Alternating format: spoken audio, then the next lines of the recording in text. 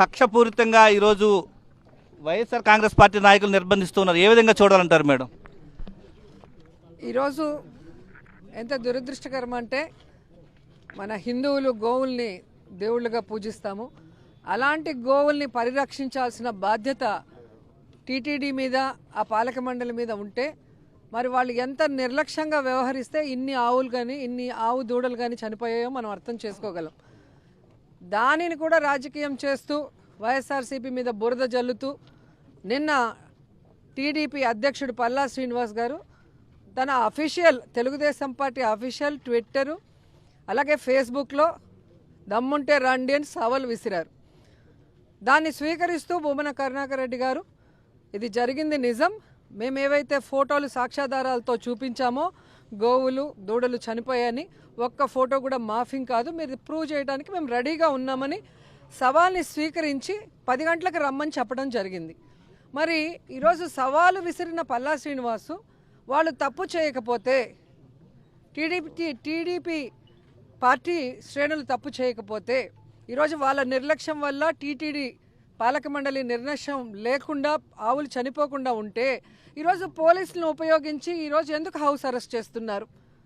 ఎందుకు మీరు తోక ముడిచి పారిపోతున్నారు నేను అడుగుతున్నా. మీరు సవాల్ చేసినారు, మీరు తప్పు చేయలేదు అంటున్నారు కదా, తీసుకెళ్ళండి మమ్మల్ని గోశాల దగ్గరికి తీసుకెళ్ళండి. కరుణాకర్ రెడ్డి గారు చైర్మన్గా ఉన్నప్పుడు ఎన్ని ఆవులు ఉన్నాయి, ఎన్ని దూడలు ఉన్నాయి, ఈరోజు ఎన్ని ఉన్నాయి అనేది మనం చూపిస్తాం కదా. అలా లేకుండా వాళ్ళు మాట్లాడే తీరు చూస్తుంటే చాలా అసహ్యంగా ఉంది. మీ ఎల్లో మీడియా ఉంది, మీ పోలీసులు ఉన్నారు, మీ పార్టీ ఎమ్మెల్యేలు ఉన్నారు, మంత్రులు ఉన్నారు, రండి మేము కూడా వస్తాం, మీ ఆధ్వర్యంలోనే ప్రూవ్ చేస్తామని చెప్తున్నాం కదా. అయినా మీరు ఎందుకు ఈ విధంగా పోలీసులను పెట్టుకొని దాడి చేస్తున్నారని అడుగుతున్నా. అంటే క్లియర్ కట్గా ఇక్కడ ప్రజలు అర్థం చేసుకోవాల్సింది గోశాలలో గోవులకి ఎంత దుస్థితి ఉందో ఈరోజు మీరు అర్థం చేసుకోవాలి. ఎందుకంటే చంద్రబాబు నాయుడు నిస్సిగ్గుగా కళ్ళు ఆర్పకుండా అబద్ధాలు చెప్పటం ఆయన అలవాటు. మొన్న కూడా ఆయన అలాగే చెప్పాడు, గోశాలలో ఒక్క గోవు కూడా చనిపోలేదని. మరి ఈవో గారు ప్రెస్ మీట్లో 43 గోవులు చనిపోయాయని చెప్పాడు, నిజం కాదా? ఇదే తిరుపతి ఎమ్మెల్యే 40 గోవులు చనిపోయింది చెప్పింది నిజం కాదా? ఇదే టీటీడీ చైర్మన్ గారు ఆవులు చనిపోకూడదా, ఇంట్లో ముసలోళ్ళు చనిపోరా అని బాధ్యత లేకుండా మాట్లాడింది నిజం కాదా? మరి ఇన్ని చనిపోతుంటే ఎందుకు చనిపోతున్నాయి? ఒక బాధ్యత కలిగిన ఆయన చైర్మన్గా 2 సార్లు చేసినారు టీటీడీకి, బాధ్యతగా ఆయన చెప్పారు ఇలా జరుగుతుంది అని చెప్పినప్పుడు తప్పొప్పులు ఎక్కడ జరుగుతున్నాయి, ఎవరి వల్ల చనిపోతున్నాయి అవి తెలుసుకొని సరిదిద్ది వాటిని కాపాడాల్సిన బాధ్యత పెట్టుకొని ప్రభుత్వము పాలక మండలి ఈ విధంగా మాట్లాడటం, ఈ విధంగా దుమ్మెత్తిపోయటం, ఈ విధంగా హౌస్ అరెస్ట్ చేసి రోడ్డు మీద కూర్చోబెట్టడం కరెక్టేనా? ఇదే మేము చేస్తుంటే వాళ్ళని ఈరోజు పవన్ కళ్యాణ్ కూడా సూటిగా అడుగుతున్నాను, సనాతన ధర్మం అంటున్నారు. మీ కూటమి ప్రభుత్వం అధికారంలోకి వచ్చిన తర్వాత, అధికారంలో వచ్చిన రోజు నుంచి కంటిన్యూస్గా ఈ తిరుమల అప్రతిష్ట పాలు చేస్తున్నది నిజం కాదా? ముందేమో లడ్డూలో కొవ్వు అని చెప్పారు, సుప్రీంకోర్టు మీకు బుద్ధి చెప్పింది. ఆ తర్వాత ఏం చేశారు?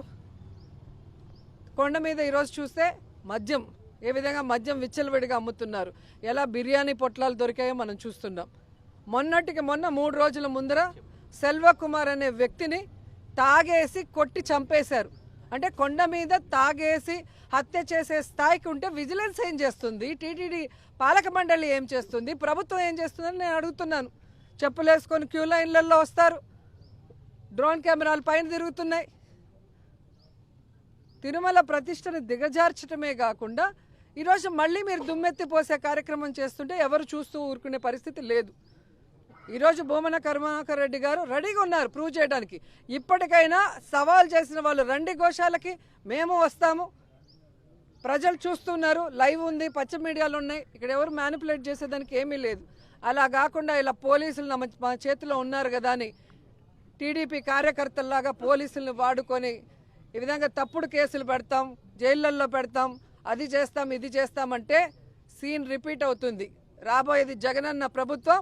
ఆ రోజు రూల్స్కి విరుద్ధంగా ఎవరైతే పనిచేస్తున్నారో పోలీసులు కానీ అఫీషియల్స్ కానీ ఎవరిని వదిలిపెట్టేది లేదని కూడా ఈ సందర్భంగా తెలియజేసుకుంటున్నాం. ఈరోజు పవన్ కళ్యాణ్కి చంద్రబాబు నాయుడుకి చెప్పేది ఒకటే, ఈరోజు టీటీడీలో ఏదైనా అన్యాయం జరిగినా లేదా గోవుల మరణాల మీద మీరు ఒక కమిటీ వేయండి, తప్పు చేసిన వాళ్ళని శిక్షించండి, కేసులు పెట్టి లోపల పెట్టండి. ఇంతవరకు మీరు వైకుంఠ ఏకాదశి క్యూ లైన్లో చనిపోయిన దానికి కారణమైన వాళ్ళ ఒక్కరినైనా అరెస్ట్ చేశారా? ఒక్కరి మీదైనా కేసు పెట్టారా? ఇదా మీ చిత్తశుద్ధి?